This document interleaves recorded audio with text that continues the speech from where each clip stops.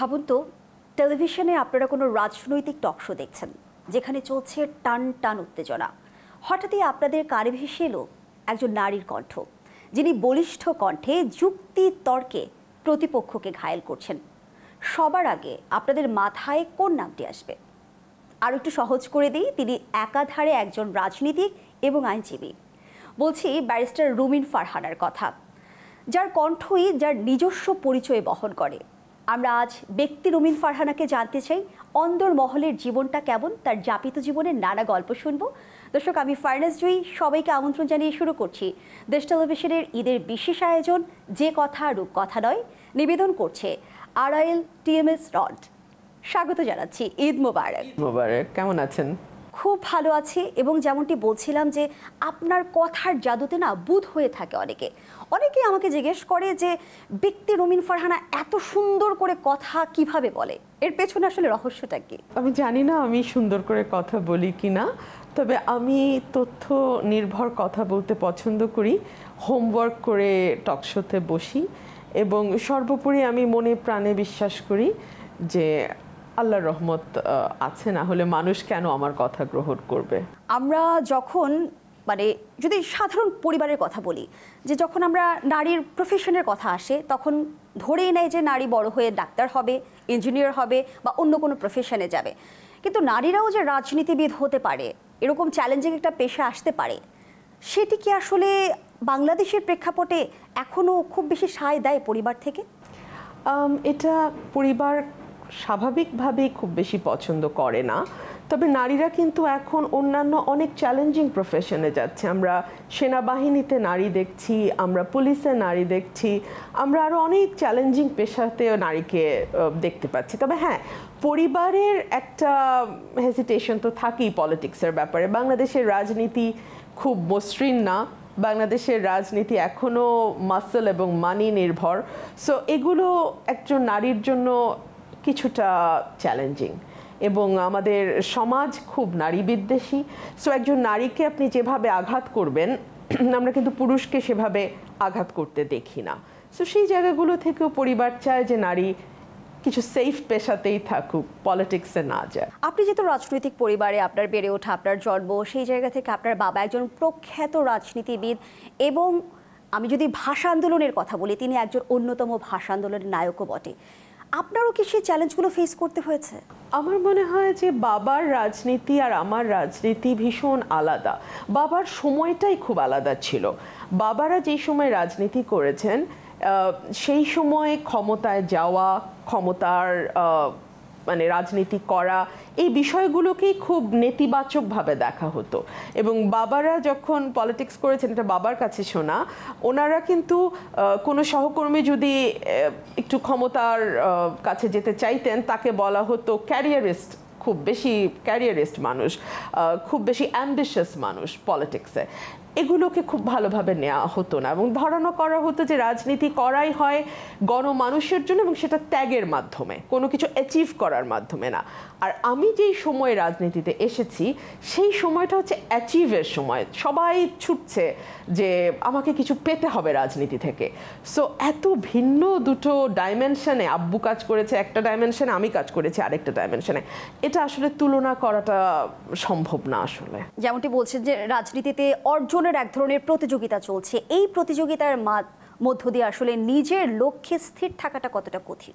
ভীষণ কঠিন, ভীষণ কঠিন। এই কারণেই যে আমরা লক্ষ্য করি রাজনীতিতে যে অসুস্থ প্রতিযোগিতা, সেখানে একটা মানুষের যোগ্যতা, সততা, দক্ষতা, দেশপ্রেমের চেয়ে অনেক ক্ষেত্রে অনেক সময় বড় হয়ে যায় যে মানুষটি কতটা বিত্তশালী, মানুষটি বৈধ অবৈধভাবে তার একটা কমিউনিটি মেনটেন করতে পারে কিনা, তার মাসল পাওয়ার আছে কিনা, পেশি শক্তি আছে কিনা, এই বিষয়গুলো।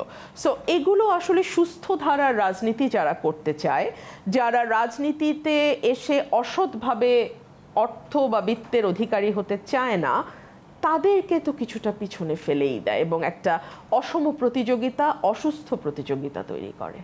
বাবা আপনাকে নিয়ে কি স্বপ্ন দেখতেন? বাবার খুব ইচ্ছা ছিল আমি বিশ্ববিদ্যালয়ের শিক্ষক হব, আমি আইন পেশায় যুক্ত হব এটা বাবা কখনোই চান নাই। আমি যখন সিদ্ধান্ত নিলাম আমি ল পড়বো, আমি সায়েন্স ব্যাকগ্রাউন্ড থেকে এসেছি, তারপর আমি সিদ্ধান্ত নিলাম ল পড়বো, তখন বাবার ইচ্ছা ছিল আমি যাতে জাস্টিস হই, আমি যাতে আইনজীবী না হয়ে জাস্টিস হই। সেটাও তো আমি হলাম না, আমি একদমই উকিল যেটাকে বলে, আমি সেটাই হলাম। এবং উকিল থেকে রাজনীতিক হয়ে ওঠার জার্নিটা যদি আমরা জানতে চাই, সেটা কি আসলে রাতারাতি হয়ে গেছে নাকি পরিকল্পনাটা অনেক আগে থেকেই ছিল? এটা খুব ইন্টারেস্টিং। আমি যখন একদম শৈশব আমার, তখনই আমি নিজের মধ্যে নিজেই সিদ্ধান্ত নিয়েছিলাম আমি রাজনীতি করব। সঙ্গত কারণেই আমার পরিবারের এই ব্যাপারে খুব একটা সায় ছিল না, কিন্তু আমার পরিবার যেহেতু ব্যক্তি স্বাধীনতায় বিশ্বাস করে এবং সন্তানরা তার যেই ক্যারিয়ার চুজ করবে বাবা মা সেটাতেই সাপোর্ট করবে। প্রথম যখন আপনি পরিবারকে জানিয়েছিলেন যে আপনি রাজনীতিবিদ হতে চান বা রাজনীতিতে আসতে চান, পরিবারের প্রতিক্রিয়াটা কেমন ছিল? আমি এত ছোটবেলায় কথা বলেছিলাম যে ওরা আসলে কেউ সিরিয়াসলি নেয়নি আমার কথাটা, এবং আমার রাজনীতিতে আসাটা আমার বাবার মৃত্যুর পরে। সো আমার বাবা জীবিত থাকা অবস্থায় উনি জেনে যেতে পারেন নাই যে আমি রাজনীতিতে যুক্ত হচ্ছি। জানলে উনি মোটেও খুশি হতেন না, এই ব্যাপারে আমি শিওর। তো তারপরে আমি যখন আইন পেশায় গেলাম তখন মানে মেনে নিলেন আর কি, ব্যারিস্টার হয়ে এসছে মেনে নিলেন। এবং আমি যখন খুব রেগুলার প্র্যাকটিস করছি সুপ্রিম কোর্টে, ভেরি রেগুলার প্র্যাকটিশনার, তখন কিন্তু বাবাকে আমি মোটামুটি খুশি দেখেছি যে না ঠিক আছে আমার মেয়ে ভালো করছে এই পেশাতে। তারপর তো আসলে ভাগ্যের টানে আমি ছিটকে চলে গেলাম রাজনীতিতে।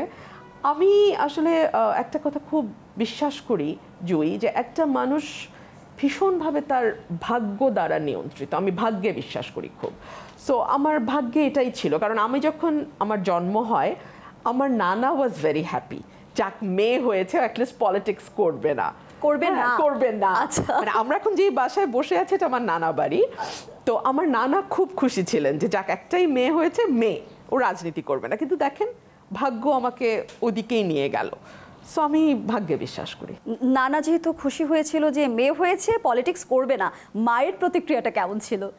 আম্মা ভীষণ লিবারেল মানুষ, উনি ভীষণ লিবারেল মানুষ। উনি যখন দেখলেন আমি পলিটিক্সে জড়িয়ে গেছি উনি মুখে কিছু বলেননি, তবে অফকোর্স আমি তো ওনার এক্সপ্রেশনে কিছুটা বুঝি।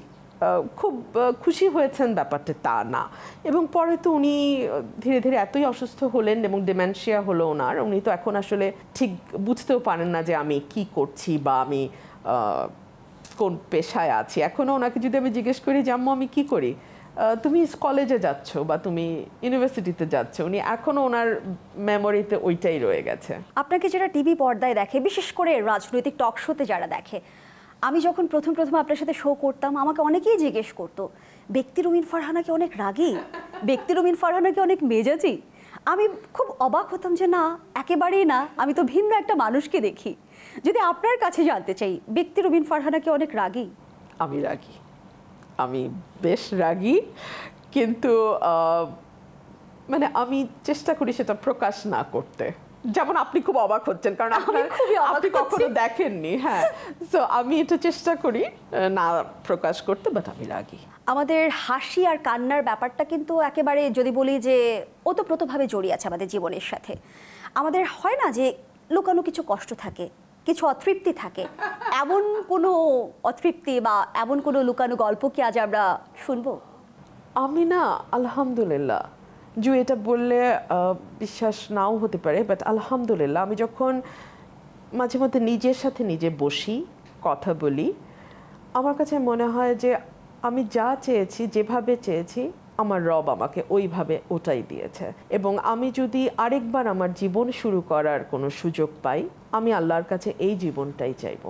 আলহামদুলিল্লাহ আমার সেইভাবে কোনো অতৃপ্তি বা হাহাকার বা কষ্ট আলহামদুলিল্লাহ নাই। তবে হ্যাঁ, একটা ভয় আছে, সেটা হচ্ছে যে আমার মা, ওনার অনেক বয়স হয়েছে এবং আমার বাংলাদেশে আমার কোনো আত্মীয় স্বজনও থাকেন না, সবাই বাইরে। সো আম্মা চলে যাওয়ার পরে আমি একদম বেশি একা হয়ে যাব। এটা আমি মাঝে মধ্যে আমার মনে হয় যে তখন হয়তো লাইফটা আরেকটু ডিফিকাল্ট হবে। এই চিন্তাটা যখন করছেন ব্যারিস্টার রুমিন ফারহানা, তখন কি মনের গহীন কোন এই চিন্তাটাও আছে যে নিজের জীবনটাকে অন্যভাবে শুরু করা যায়? না, একদম নাই জুই, একদম নাই। এটার একটা কারণ হতে পারে যে আমি যেহেতু লিগ্যাল প্রফেশনে আছি এবং আমি খুব অল্প বয়সেই এই প্রফেশনে ঢুকে গেছি, আমার বয়স তখন 21-22 বছর, আমি একদম ফুল টাইম প্র্যাকটিশনার তখন থেকেই। সো আমি অনেক মানুষের অনেক ঘটনা জানি যেটা আসলে খুব মানে ভয় লাগার মতো। আমি নির্ঝঞ্ঝাট মানুষ, আমার জীবনটা আলহামদুলিল্লাহ, শুকুর আলহামদুলিল্লাহ, আমি খুব ভালো আছি। ব্যারিস্টার রুমিন ফারহানার জীবনে কখনো ভালোবাসা ছুঁয়ে যায়নি? সেটা আমি বলবো কেন? আমরা দর্শকদের জন্য একটু জানতাম। সেটা তো আমি বলবো না, সব কথা তো দর্শকের জন্য না। আমি তো নাম জিজ্ঞেস করছি না। নাম না, এটার উত্তর দর্শকের জন্য না। এটার উত্তর একেবারেই দর্শকের জন্য না। একদমই দর্শকের ভবিষ্যতে জন্য কোনো না। সুখবর কি দর্শকদের জন্য আছে কিনা? আমার মনে হয় না, বিকজ আলহামদুলিল্লাহ I am so happy and I am so satisfied and fulfilled with my life নাও। আমার মনে হয় না যে আমি ডেকে কোনো অশান্তি নিয়ে আসবো। কিন্তু আপনি কিন্তু শুরুতেই বলেছেন যে আপনি ভাগ্যকে খুব বিশ্বাস করেন এবং আমরা প্রত্যেকটা মানুষ কিন্তু ভাগ্য দ্বারা নিয়ন্ত্রিত। কিন্তু আমরা যদি মন থেকে না চাই বা আমরা যদি খুব রিজিড হয়ে থাকি, তাহলে সেই রাস্তাটা আসলে প্রশস্ত হবে কিভাবে? আমি তো এক হলো প্রশস্ত করতে চাইছি না, হ্যাঁ, আর দুই হলো আপনি আসলে কতটুকু চাবেন কতটুকু চাইবেন না এটাও নির্ধারিত, ভীষণ রকম নির্ধারিত। কোরআনে একটা আয়াত আছে যে কে আছে যে আমার অনুমতি ছাড়া আমার কাছে সুপারিশ করতে পারে। সো আপনি কোন দোয়াটা করতে পারবেন আর পারবেন না সেটাও নির্ধারিত। ভাগ্যই যদি আমাদের নিয়ন্ত্রক হয়, তাহলে ভবিষ্যৎ পরিকল্পনা সেখানে আসলে কতটুকু স্থান পায়, সেই আলোচনায় ফিরবো। এই পর্যায়ে একটা বিরতি নিয়ে ফিরছি। দর্শক, আলোচনার এই পর্যায়ে একটা বিরতি নিচ্ছি, সাথেই থাকুন।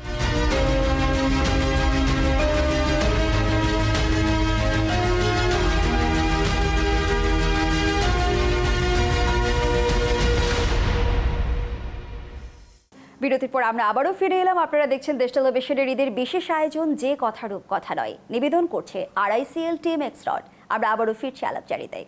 ফিরে এলাম আবারও। যে প্রশ্নটি রেখে বিরতিতে গিয়েছিলাম সেখান থেকেই শুরু করতে চাই। ভাগ্যই যদি আমাদের সবকিছু নিয়ন্ত্রণ করে, সেখানে ভবিষ্যৎ পরিকল্পনার খুব একটা স্থান কি আছে? আছে। আপনি নিয়ত ঠিক করবেন, আপনি আপনার কাজ কি কি করবেন সেটাকে ঠিক করবেন এবং আপনি চেষ্টা করে যাবেন এবং সেই সাথে আপনি কন্টিনিউয়াসলি আপনার রবকে স্মরণ করবেন এবং ডাকবেন যাতে সেই কাজে আপনার সফলতা হয়। সাধারণত যেটা আমি আমার জীবনে দেখেছি, আমি তো অন্যেরটা বলতে পারবো না, আমারটা আমি যেটা দেখেছি, যেটা আমার জন্য ভালো উনি সেটা আমাকে দেন, আর যেটা আমার জন্য ভালো না আমি হয়তো চাইছি, কিন্তু যখন এটা হয় না আমি কিন্তু সময়ের সাথে আমি বুঝতে পারি যে বিষয়টি আমার জন্য মঙ্গলজনক ছিল না। সো সর্বদাই যদি আপনি রবকে স্মরণে রাখেন এবং আপনার যেটা লক্ষ্য, আপনার যেটা কাজ সেটা আপনি করেন, নিঃসন্দেহে যেটা আপনার জন্য ভালো সেটা হবে। কেউ যদি রাজনীতিতে আসতে চায়, তার কোন কোন বিষয়গুলোতে ফোকাস করা উচিত? আমি জীবনে প্রতিটা ক্ষেত্রে দুটো রাস্তা আছে জুই। একটা রাস্তা হচ্ছে শর্টকাট, একটা রাস্তা হচ্ছে যেটা আপনি সময় বেশি নেবেন এবং পরিশ্রম করে তৈরি করবেন। কোন পথে আপনি যাবেন সেটা আপনার উপর নির্ভর করে। যদি আপনি শর্টকাট চান, সেই পথও আছে, সেই পথ আমি জানি না কারণ আমি সেই পথে যাইনি, তবে ডেফিনেটলি শর্টকাট পথ আছে। আর যেটা লম্বা সময় লাগবে কিন্তু আপনাকে স্থায়িত্ব দেবে, তার জন্য আপনাকে পরিশ্রম করতে হবে, আপনার মেধাকে কাজে লাগাতে হবে এবং যেটাতে আপনি ভালো। যেমন আমি হয়তো আপনারা আমার কথা পছন্দ করেন, আমার যুক্তি বিতর্ক পছন্দ করেন, হয়তো আমি কলাম ভালো লিখি, আমি বই লিখি, সেটাই আমার ইউএসপি। এখন আমি যদি গিয়ে মাঠে মারামারি করতে যাই, ওটা আমার ইউএসপি না, আমি ওটা পারবো না। সো আমি যেটা পারবো, প্রত্যেকের কোনো না কোনো ইউএসপি আছে, প্রত্যেকের কোনো না কোনো গুণ আছে এবং সেটার চর্চা যদি সে করে, সেটা যেই ফিল্ডেই হোক, সাফল্য আসবে। আপনার ইউএসপি কোনটা এটা আপনাকে খুঁজে বের করতে হবে। একজন ভালো রাজনীতিবিদের মাঝে আপনি কোন কোন বৈশিষ্ট্যগুলো খুঁজে পান? এক হচ্ছে মানুষের প্রতি তার দরদ থাকতে হবে, মায়া থাকতে হবে, কারণ এত বেশি মানুষ কেন্দ্রিক আপনার কাজ যে মানুষের প্রতি যদি আপনার ওই দরদটা না থাকে, আপনার পক্ষে রাজনীতি করাটা খুব ডিফিকাল্ট হবে। আর করতে পারেন, নিজের ভাগ্য হয়তো পরিবর্তন করতে পারবেন, তবে আপনার কাজের দ্বারা কোনো কিছু পরিবর্তিত হবে না। দুই হচ্ছে আপনার সততা থাকতে হবে।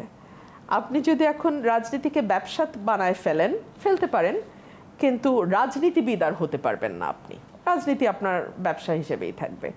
3 হচ্ছে মানুষের প্রতি প্রেম, দেশপ্রেম, সততা এবং নিষ্ঠা।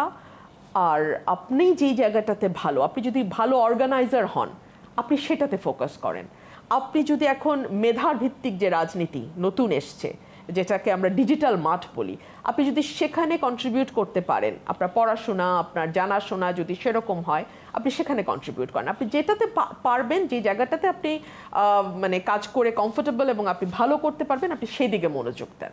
আমি আপনাকে একটু পেছনে ফিরিয়ে নিয়ে যেতে চাই, সেই সময়টাই নিয়ে যেতে চাই যখন আসলে দ্বাদশ নির্বাচন কাছাকাছি সময়টায় আমরা তখন দেখেছি যে স্বৈরাচারী হাসিনার আমলে দমন পীড়ন, জেল জুলুম এই বিষয়গুলোর মধ্য দিয়ে যেতে হয়েছে বিএনপির প্রত্যেক নেতাকর্মীকে। সেই সময় আপনি সাহস নিয়ে টকশো করে গেছেন, সাহসটা কিভাবে সঞ্চার করেছিলেন? আমি মনে প্রাণে বিশ্বাস করি, যেটা কোরআনেও বারবার এসছে, তোমার কোনো কল্যাণ বা কোনো অকল্যাণ কোনোটাই তোমাকে স্পর্শ করবে না যতক্ষণ পর্যন্ত না সেটা উপর থেকে অনুমোদিত হয়ে আসে। সো আমার ভাগ্যে যদি অকল্যাণ থাকে এবং এটা যদি উপর থেকে অনুমোদিত হয়ে আসে, এটা হবে 1। আর 2 হলো সাহস আমি পারিবারিক সূত্রেই পেয়েছি।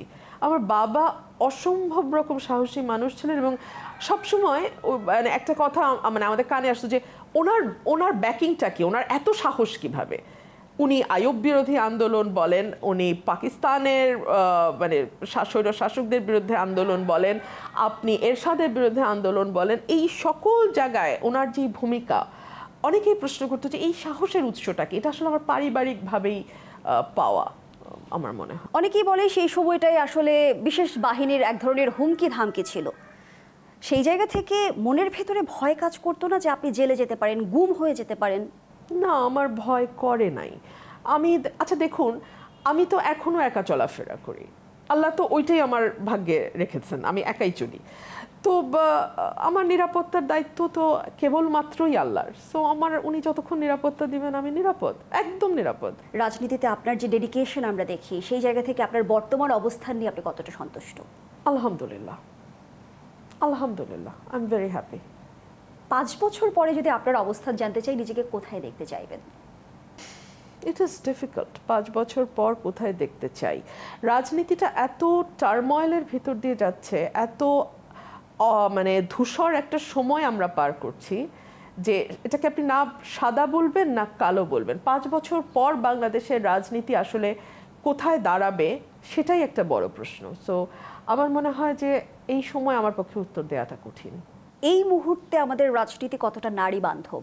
একদম না, বিকজ আমাদের এমন একটা সময় আমরা প্রবেশ করেছি যখন আমাদের মূল্যবোধগুলো অনেকখানি হারিয়ে গেছে, যখন আমাদের প্রত্যেকের হাতে স্মার্টফোন চলে এসছে, এআই প্রযুক্তি আমাদের খুব হাতের নাগালে।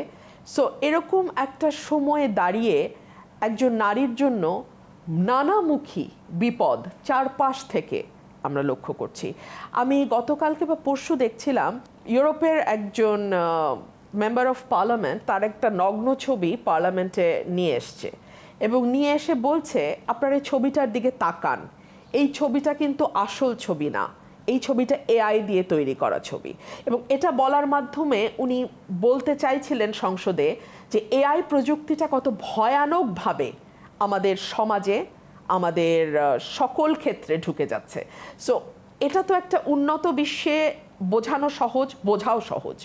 আপনি বাংলাদেশের মাটিতে যেখানে এমনি নারীকে প্রতি মুহূর্তে পারিবারিক, সামাজিক এবং সকল ক্ষেত্রে বৈষম্য এবং হুমকির মধ্যে পড়তে হয়, সেইখানে একজন নারীকে যে কোনো ক্ষেত্রে পিছিয়ে দেওয়ার ক্ষেত্রে প্রযুক্তিটাকে কত খারাপভাবে ব্যবহার করা যায় আপনি চিন্তা করেন। সো এইসব হুমকি মাথায় নিয়েই তো আসলে একজন নারীকে কাজ করতে হচ্ছে। আর অন্য প্রফেশনের সাথে রাজনীতির পার্থক্যটা এইখানেই যে রাজনীতি সবসময় ক্ষমতাকে ঘিরে আবর্তিত হয়। একটা সময় যখন রাজার সময় ছিল, বাবা ছেলেকে, ছেলে বাবাকে হত্যা করতো ক্ষমতার জন্য। এখনো কিন্তু সেই জায়গায় খুব পরিবর্তন হয় নাই। এখন একজন প্রতিদ্বন্দ্বী তার প্রতিদ্বন্দ্বীকে ধ্বংস করার জন্য যে কোনো কিছু করে, রাজনীতিতে যে কোনো কিছু করে। এবং প্রতিদ্বন্দ্বী সবসময় ভিন্ন দলের হতে হবে তা না, আসল প্রতিদ্বন্দ্বী নিজের দলের ভেতরেই থাকে। এবং সেখান থেকে যখন এই প্রযুক্তিগুলো নারীর বিরুদ্ধে খুব সহজে ব্যবহার করা যায়, গ্রামে গঞ্জে অশিক্ষিত মানুষকে খুব সহজে এগুলো বিশ্বাস করানো যায়, তখন তো নারীর পথ কতটা কঠিন সহজেই বোঝা যায়। আমরা 24-এর আন্দোলনে আপনাকে রাজপথে দেখেছি, আপনি রাজপথের আন্দোলনে সরব ছিলেন। গণ অভ্যুত্থানের আগে যে স্বপ্নটা ছিল আপনার মনের ভেতর, 10 মাস পরে এসে বাস্তবতা আর প্রত্যাশার সাথে যদি ফারাক জানতে চাই কতটুকু দেখেন, সে আলোচনায় ফিরবো। আবারও বিরতির সময় হয়েছে। দর্শক, আলোচনার এই পর্যায়ে আবারও বিরতিতে যাচ্ছি, সাথী।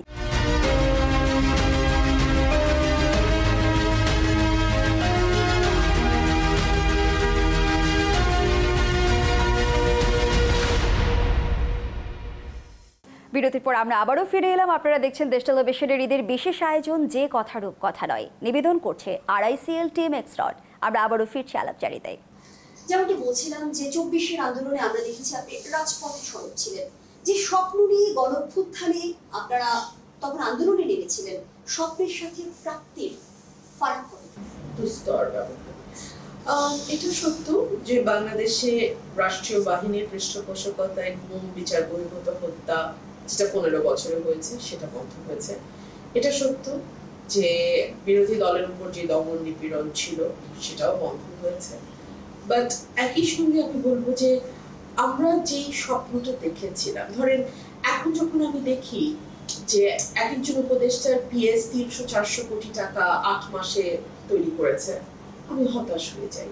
আমি যখন দেখি প্রধান উপদেষ্টার মতন একজন ব্যক্তি, তিনি তার অবস্থানে থাকা অবস্থায় 666 কোটি টাকা কর মওকুফ হয়ে যায়, তার ডিজিটাল ওয়ালেটের বিজনেস তৈরি হয়, ম্যান পাওয়ারের বিজনেস হয়, আমি না খুব হতাশ হই।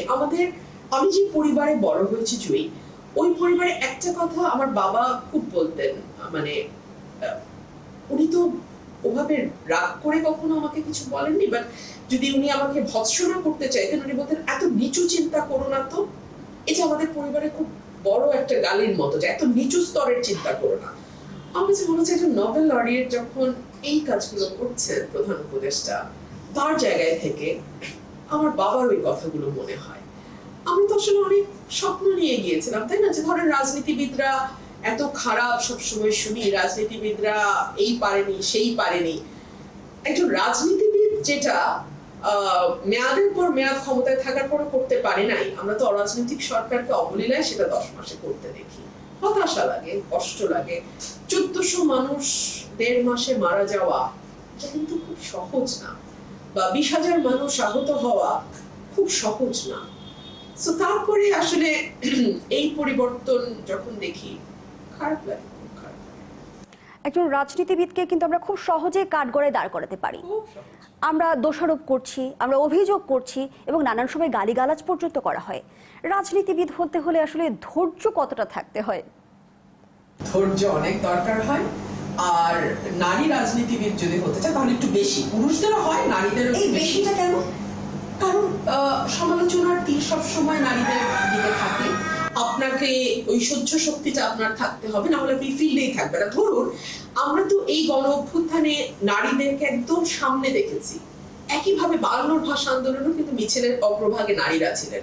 আমরা মুক্তিযুদ্ধে নারীদের অবদান জানি, আমরা 90-এর অভ্যুত্থানে নারীদের অবদান জানি, 24-এর অভ্যুত্থানেও কিন্তু নারীদেরকে আমরা ফ্রন্ট লাইনার হিসেবে দেখেছি। এখন কি আপনি দেখছেন নারীর কৃতিত্ব আমরা অস্বীকার কেন করি? নারীর কৃতিত্ব শুধু অস্বীকার না, নারীদেরকে মানে তার যতটুকু পাওনা তার চেয়ে অনেক বেশি কম দিতে আমরা স্বাচ্ছন্দ্য বোধ করি। তার কারণ আমাদের মেল ইগো হার্ট হয় যখন কোনো নারীকে আমরা এগিয়ে যেতে দেখি।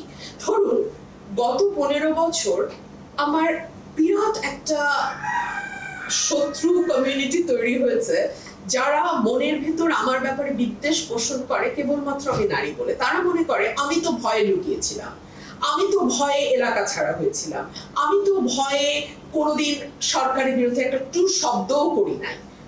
এই নারী কেন করলো? এই নারীর কোথা থেকে সেই সাহস পেল? এখন এই নারীকে মেলাইন করো, এখন এই নারীকে যে কোনো ভাবেই হোক তাকে ছোট করো। আমি একটা উদাহরণ আপনাকে দেই। আমি একটা প্লটের অ্যাপ্লিকেশন করেছিলাম হাসিনার সময়, ডেফিনেটলি আপনারা সবাই জানেন। কি মজা, সেই 2 দিন পরে সেই প্লটের অ্যাপ্লিকেশন কিন্তু আমি আবার ইয়ে করে দেই, বাদ দিয়ে দিই, মানে আমি বলে দিই যে আমার প্লট লাগবে না, অ্যাপ্লিকেশনটা যেটা আমি করেছিলাম সেটা আমি উইথড্র করে নিই, সেটা নিয়ে কিন্তু কেউ আওয়াজ করলো না, কারণ উইথড্র করলে তো আমাকে ক্রেডিট দিতে হবে, ওটা তো দেওয়া যাবে না। বরং রুমিনের কোথায় খুঁত পাওয়া যায়, ওই যে একটা প্লটের অ্যাপ্লিকেশন সেটা ভাইরাল হয়ে গেল, সেটা ভাইরাল হলে সেটা এখন আমার বিরুদ্ধে ব্যবহার করা হয়। ইন্টারেস্টিং, ডক্টর ইউনূসকে যারা জানপ্রাণ দিয়ে ডিফেন্ড করে তারা আমার খুঁজতে 15 বছরে আর কোনো দোষ খুঁজে পায় না, প্লটের একটা অ্যাপ্লিকেশন করেছিল রুমি। তাদের এতটুকু লজ্জা হয় না যে নোবেল লরিয়েট ডক্টর ইউনূস তার নোবেল করমুক্ত করে ফেললেন, সেটা নিয়ে কিন্তু কোনো আওয়াজ হয় না।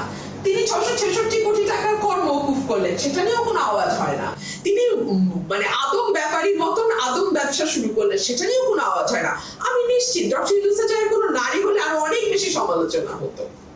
বর্তমান রাজনীতির বাস্তবতা যদি আমরা তুলে ধরি, আমার চেয়ে বেশি আপনি বেশি অবগত আছেন, কারণ আপনি একজন রাজনীতিবিদ। সেখানে আমরা দেখছি যে সংস্কার এবং নির্বাচন প্রশ্নে একটা জটিল সমীকরণ চলছে রাজনৈতিক অঙ্গনে। নির্বাচন নিয়ে আমরা এবার দেখছি বিএনপি এবং সরকার অনেকটা মুখোমুখি অবস্থানে। বিএনপি এই প্রথম আমরা দেখলাম যে আলটিমেটামের সুরে সরকারকে বলা হলো যে ডিসেম্বরে নির্বাচন হতে হবে, ডিসেম্বরে নির্বাচন অনুষ্ঠিত হবে। আবার বিএনপির অনেক নেতাকর্মী বলছে যে ডিসেম্বরে যদি নির্বাচন না হয়, নির্বাচন আর কখনোই হবে না। নির্বাচন আসলে কবে হবে? আপনার সঙ্গে তো আমি গত 10-15 বছর অনেক শো করেছি, এবং এই প্রশ্নটি আপনি আমাকে রেখেছেন যে কি হবে নির্বাচনে, অর্থাৎ একটি ভালো নির্বাচন যেটাতে পলিটিক্যাল পার্টিগুলো সবাই অংশ নেবে, মানুষ ভোট দেবে, সেরকম একটি পরিবেশ 15 বছরও ছিল না। 1,500 মানুষ জীবন দিল, 20,000 মানুষ আহত হলো, তারপরে আমরা আবার সেই নির্বাচন নিয়েই আলাপ করছি। মানে এটাই আমার জাতির দুর্ভাগ্য। এতবার বলা হচ্ছে যে নির্বাচনের একটি তারিখ বা একটা রোড ম্যাপ, তারিখও দরকার, একটা রোড ম্যাপ দেন। সরকার অনড়, তারা রোড ম্যাপ দিচ্ছে না, দেবেও না, বিকজ তারা ওই যে মজা পেয়ে গেছে ক্ষমতায় থাকা। এবার আমরা দেখছি যে ডিসেম্বরে নির্বাচনের দাবিতে বিএনপি অনড় অবস্থানে রয়েছে। ঈদের পরের রাজনীতির মেরুকরণটা কি হতে যাচ্ছে? বিএনপি কি হার্ডলাইনে যাবে? বিএনপিকে যদি বাধ্য করা হয় তাহলে বিএনপি তো হার্ডলাইনে যাওয়া ছাড়া আর কোনো উপায় নাই বিএনপির হাতে। তবে একই সঙ্গে সরকারকে এটাও বুঝতে হবে যে নির্বাচন কেবলমাত্র বিএনপি বা রাজনৈতিক দলগুলো চাইছে তাই নয়, এই নির্বাচন কিন্তু অর্থনীতি নিয়ে যারা কাজ করেন তারা চাইছেন, ব্যবসায়ীরা চাইছে, বিনিয়োগ বন্ধ হয়ে আছে বাংলাদেশে, আমাদের সেনাবাহিনী নির্বাচনের কথা বলছে, আমরা কিন্তু সব জায়গা থেকেই নির্বাচনের কথা শুনছি। সরকার যদি এটা না বুঝতে পারে, সরকারকে এর মাসুল দিতে। আমরা দেখলাম সাম্প্রতিক সময়ে জাতিসংঘের আবাসিক প্রতিনিধি গোয়েন লুইস যেমনটি জানালেন যে মানবিক করিডোর বিষয়ে বাংলাদেশের সাথে কোনো আলোচনাই হয়নি। তাহলে মানবিক করিডোর নিয়ে এত বিতর্ক রাজনৈতিক মহলে আমরা কেন দেখলাম? এখানে সরকারের অস্বচ্ছতা, জবাবদিহিহীনতা, সরকারের গোপনে রাষ্ট্রের ভাগ্য নিয়ে খেলবার প্রচেষ্টা, সকল কিছুই দৃশ্যমান। আপনি দেখুন, করিডোর নিয়ে যখন আলোচনা তুঙ্গে, তখন পররাষ্ট্র উপদেষ্টার সঙ্গে প্রেস সচিবের কথার মিল নাই, প্রেস সচিবের সঙ্গে নিরাপত্তা উপদেষ্টার কথার কোনো মিল নাই। কেউ বলছেন হিউম্যান প্যাসেজ, কেউ বলছেন চ্যানেল, কেউ বলছেন করিডোর। তো এটা তো আমরা খুব পরিষ্কার না সরকার আসলে কি করতে চেয়েছিল বা এখনো সরকার কি করতে চাইছে। এটা তো সরকারের দায়িত্ব দেশের মানুষের কাছে বিষয়গুলো পরিষ্কার করা, সরকার তো সেটা করেনি। সরকার বলছে তাদের অন্যতম লক্ষ্য হচ্ছে সংস্কার করা। আমরা দেখলাম যে জাতীয় ঐকমত্য কমিশনের সঙ্গে রাজনৈতিক দলগুলোর দ্বিতীয় পর্যায়ে আলোচনাও চলল, কিন্তু সংস্কার নিয়ে রাজনীতিবিদরা বা রাজনৈতিক দলগুলো কতটা আশাবাদী হতে পারছে এই মুহূর্তে? আমি কি করে আশাবাদী হই জুই? দেখুন, আমাদের সমকাল একটি রিপোর্ট কয়েকদিন আগে প্রকাশ করেছে, সেখানে বলল 121টা সংস্কার যেটার ব্যাপারে কোনো রাজনৈতিক দলের দ্বিমত নেই, এগুলো আশু করণীয়, দ্রুত করা যায়। সরকার একটা সংস্কার করবে না।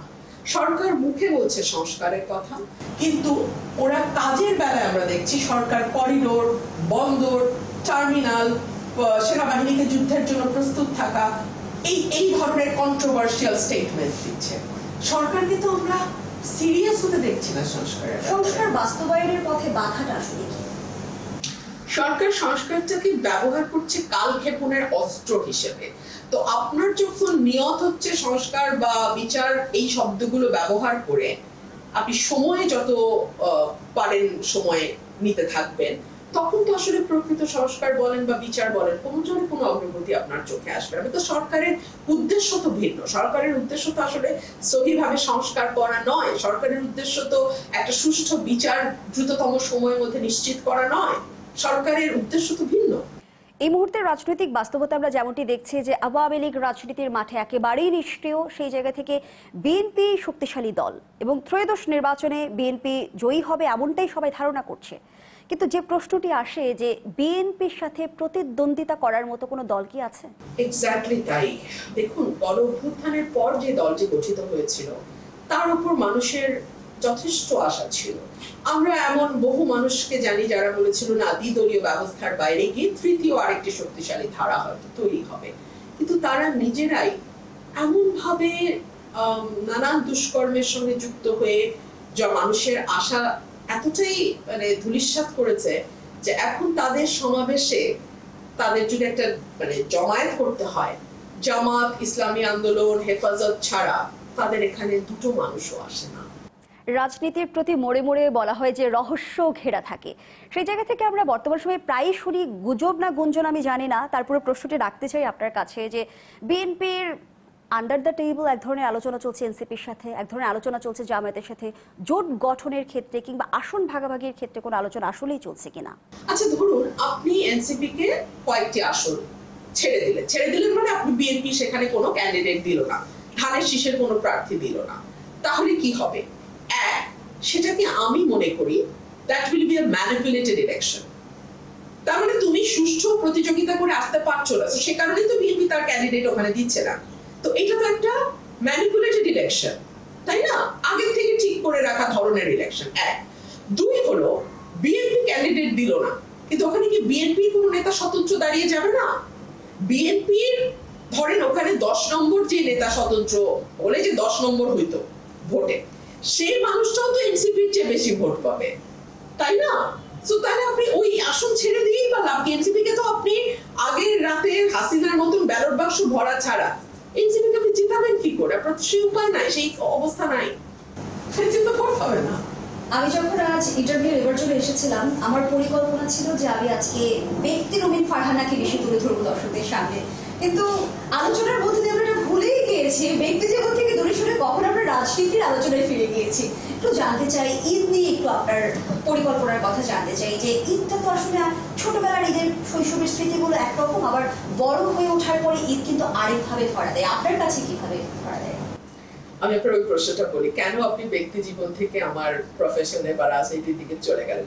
এই কারণেই যে আমার ব্যক্তি জীবনে কোনো ক্লাইম্যাক্স নেই, আমার ব্যক্তি জীবনটা খুবই ছোট, আমার মাকে নিয়ে, এবং এটা সবার সামনে উন্মুক্ত, সবাই জানে আমার ব্যক্তি জীবন খুবই ছোট একটা জীবন, এবং এটা আমার কোনো এখানে কোনো রং চং নাই, সো এটা নিয়ে আলোচনার কিছু নাই।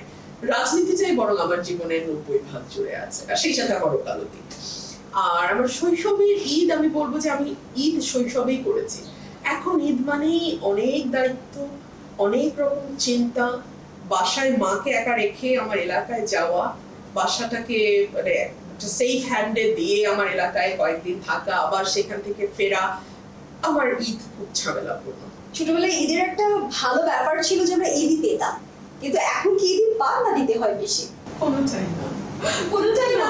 মানে আমি আশা করতে বললাম আমি একটু ঈদে দিব, কোনো অসুবিধা নাই, কিন্তু আমার আসলে কোনো চাই না, বিকজ আমার ঈদি পাওয়ার তো আসলে আর কিছু নেই। আমার খালারা সবাই দেশের বাইরে থাকে, মামারাও দেশের বাইরে থাকে, আর ফুপু বা চাচারা কেউ বেঁচে নাই। সো আমার মুরব্বী যারা ছিলেন, যারা ঈদ দিতেন, তারা কেউ আর নাই। কাজিনরা যাদেরকে আমি দিতে পারি বা তাদের বাচ্চাদেরকে আমি দিতে পারি, তারা কেউ দেশেই নাই। সো সেই অপূর্ণতার এবার আমি পরিপূর্ণ করছি, আমি ঈদই নিয়ে অবশ্যই অনেক ধন্যবাদ জানাচ্ছি, সেই সঙ্গে কৃতজ্ঞতা জানাচ্ছি। আমরা আমাদের আয়োজনের একেবারেই শেষ পর্যায়ে দেশ টেলিভিশনের দর্শকদের উদ্দেশ্যে কি বলার আছে? আপনাদের সবাইকে ঈদের অনেক অনেক শুভেচ্ছা, ভালো থাকবেন, আপনাদের ঈদ আনন্দে কাটুক এই দোয়া করছি। আবারও শুভেচ্ছা, ঈদ মোবারক। দর্শক, ঈদের অনেক অনেক শুভেচ্ছা জানিয়ে শেষ করছি যে কথা রূপকথা নয় আজকের আয়োজন। ধন্যবাদ সবাইকে, আবারও ঈদ মোবারক।